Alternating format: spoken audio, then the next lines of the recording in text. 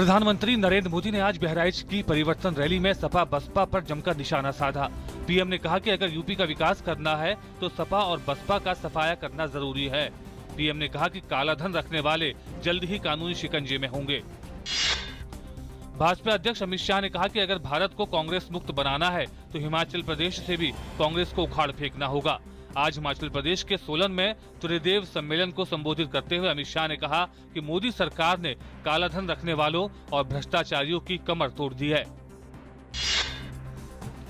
केंद्रीय गृह मंत्री राजनाथ सिंह ने पाकिस्तान पर निशाना साधते हुए कहा कि आतंकवाद बहादुरी नहीं बल्कि कायरों का हथियार है। जम्मू कश्मीर के कठुआ में शहीदी दिवस समारोह को संबोधित करते हुए राजनाथ सिंह ने कहा कि सीमा पार से होने वाले हर आतंकी हमले का मुंहतोड़ जवाब दिया जाएगा। सूचना एवं प्रसारण मंत्री वेंकैया नायडू ने आज ऑल इंडिया रेडियो कालाबुर्गी स्टेशन के 50 साल पूरा करने पर बधाई दी। स्टेशन के स्वर्ण जयंती समारोह को संबोधित करते हुए उन्होंने कहा कि आज जब चैनलों की बहुतायत है तो ऐसे में भी ऑल इंडिया रेडियो की पहुंच बहुत व्यापक बनी हुई है। वित्त मंत्रालय ने सभी बैंकों के प्रमुखों को चिट्ठी भेजकर सभी बैंक शाखाओं में नए और पुराने नोटों की सही संख्या के बारे में पूरी जानकारी रखने और ग्राहकों के साथ साझा करने के निर्देश दिए हैं। इंडियन बैंक एसोसिएशन के चेयरमैन राजीव ऋषि ने कहा है कि सभी बैंकों में गड़बड़ी करने वाले कर्मचारियों के खिलाफ सख्त कार्रवाई करने के निर्देश दे दिए गए हैं। वस्तु और सेवा कर परिषद की बैठक नई दिल्ली में जारी है। आज की बैठक में राज्यों के वित्त मंत्रियों के बीच नए मॉडल जीएसटी कानून पर आम सहमति बनाने की कोशिश की जाएगी। जीएसटी के तहत जांच का अधिकार केंद्र के पास हो या फिर राज्यों के पास, इसको लेकर भी चर्चा की जानी है। देश में लेस कैश ट्रांजैक्शन को बढ़ावा देने के लिए नीति आयोग ने भी अपनी तरफ से कमर कस ली है। नीति आयोग ने ये फैसला लिया है कि भारतीय राष्ट्रीय भुगतान निगम से अनुरोध किया जाए कि वो डिजिटल भुगतान को प्रोत्साहित करने की योजना को जल्द से जल्द लागू करें।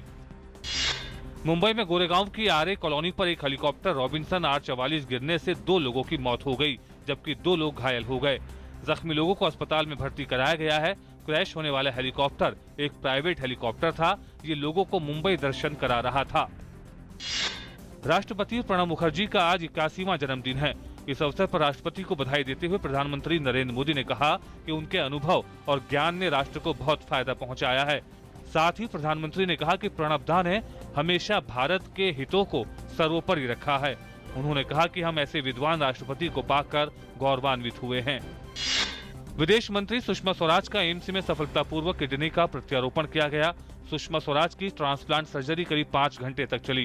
प्रत्यारोपण डॉक्टर MC मिश्रा की देखरेख में professor doctor VK Bansal, doctor Sandeep Agarwal सहित 4 सर्जनों की टीम ने किया। राजधानी दिल्ली समेत समूचे उत्तर भारत में ठंड और कोहरे का प्रकोप जारी है। धुंध के कारण रेलवे, हवाई और सड़क यातायात भी प्रभावित हो रहा है। 75 ट्रेनें देरी से चल रही हैं, जबकि 4 ट्रेनें रद्द कर दी गई हैं।